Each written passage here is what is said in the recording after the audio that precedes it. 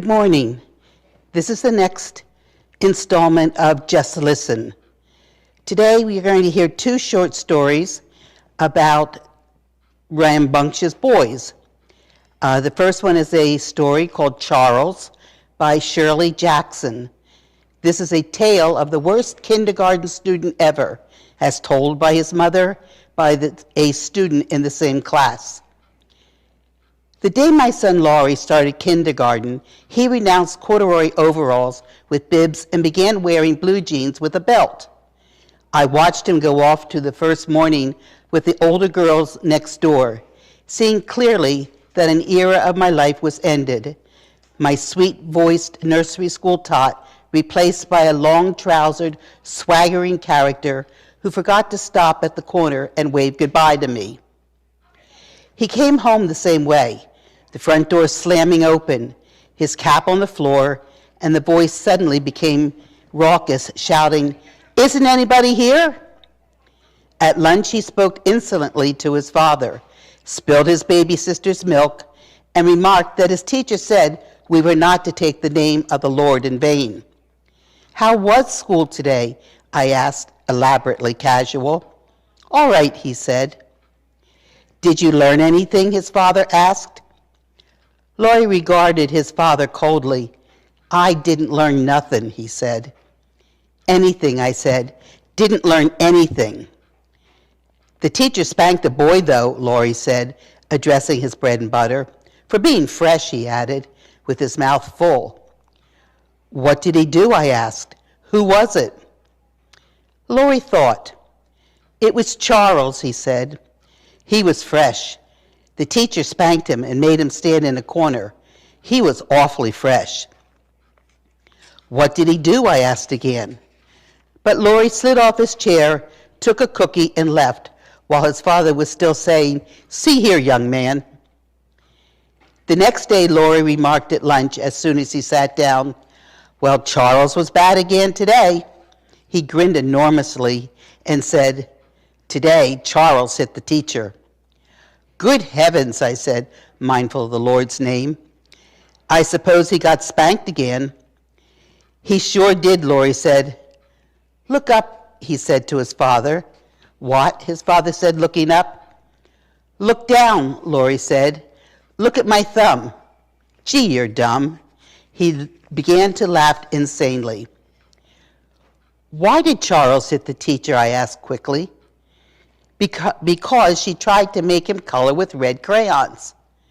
Charles wanted to color with green crayons, so he hit the teacher, and she spanked him and said nobody play with Charles, but everyone did. The third day, it was Wednesday of the first week. Charles bounced a seesaw on the head of a little girl and made her bleed, and the teacher made him stay inside all during recess. Thursday, Charles had to stand in a corner during story time because he kept pounding his feet on the floor. Friday, Charles was deprived of blackboard privileges because he threw chalk. On Saturday, I remarked to my husband, "Do you think kindergarten is too unsettling for Laurie? All this toughness and bad grammar, and this Charles boy sounds like such a bad influence." "It'll be all right," my husband said reassuringly. "Bound to be people like Charles in the world. Might as well meet them now as later." On Monday, Laurie came home late, full of news. "Charles," he shouted as he came up the hill. I was waiting anxiously on the front steps. "Charles," Laurie yelled all the way up the hill. "Charles was bad again." "Come right in," I said as soon as he came close. "Lunch is waiting." "You know what Charles did?" he demanded, following me through the door. "Charles yelled so in school they sent a boy in from the first grade to tell the teacher she had to make Charles keep quiet.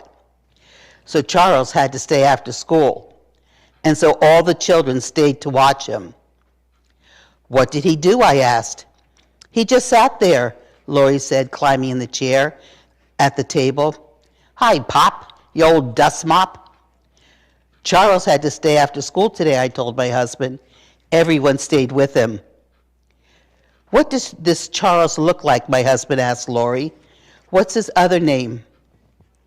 "He's bigger than me," Charles said, And he doesn't have any rubbers, and he doesn't even wear a jacket. Monday night was the first parent-teachers meeting, and the only fact that the baby had a cold kept me from going. I wanted passionately to meet Charles's mother. On Tuesday, Lori remarked suddenly, "Our teacher had a friend come to see her in school today." "Charles's mother?" my husband and I said simultaneously. "Nah," Lori said scornfully. "It was a man who came to make us do exercises.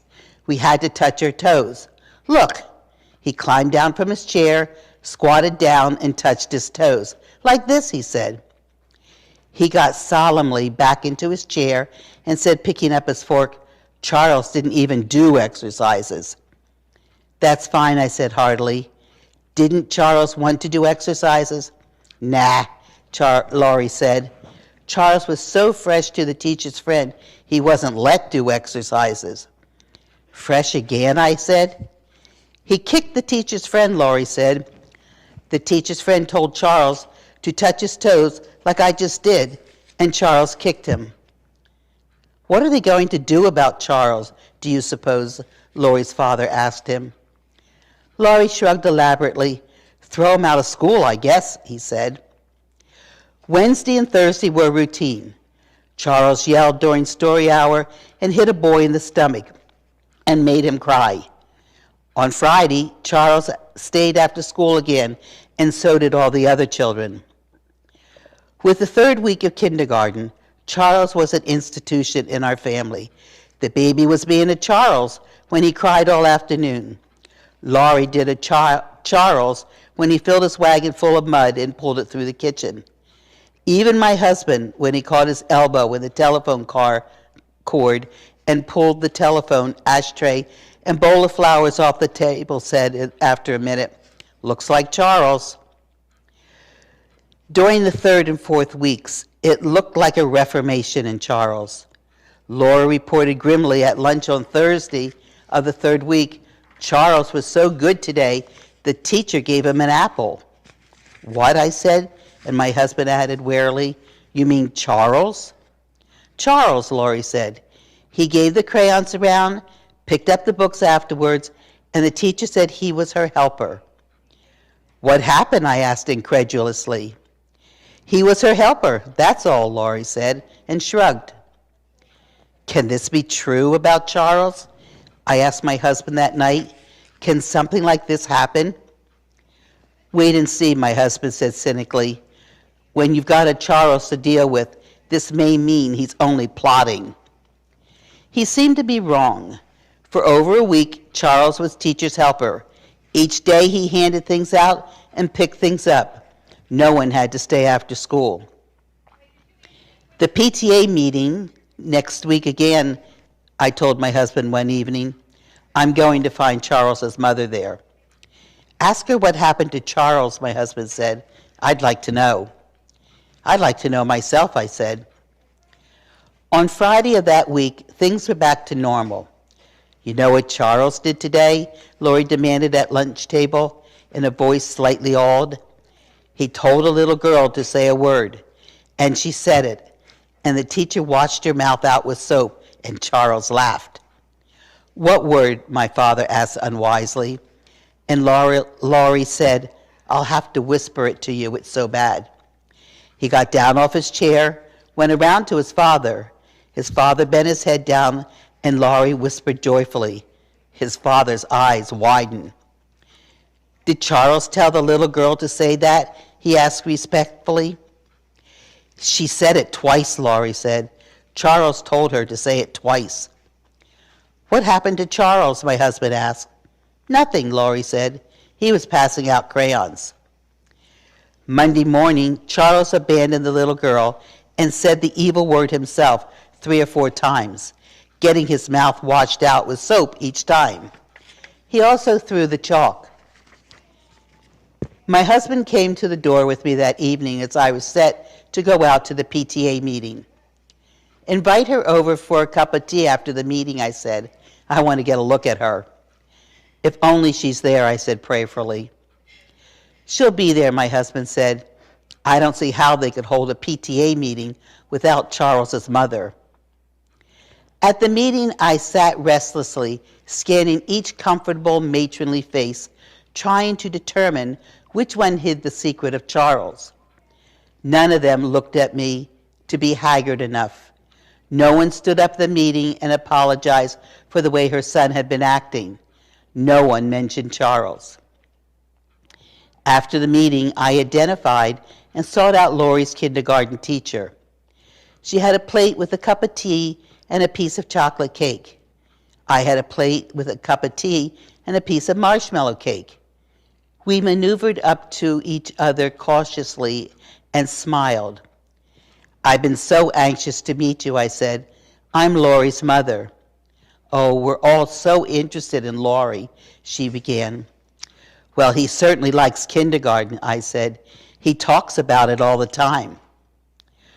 "We had a little trouble adjusting the first week or so," she said primly, "but now he's a fine little helper, with occasional lapses, of course." "Lori usually adjusts very quickly," I said. "I suppose this time it's Charles's influence." "Charles?" "Yes," I said, laughing. "You must have your hands full in that kindergarten with Charles." "Charles?" she said. "We don't have any Charles in this kindergarten."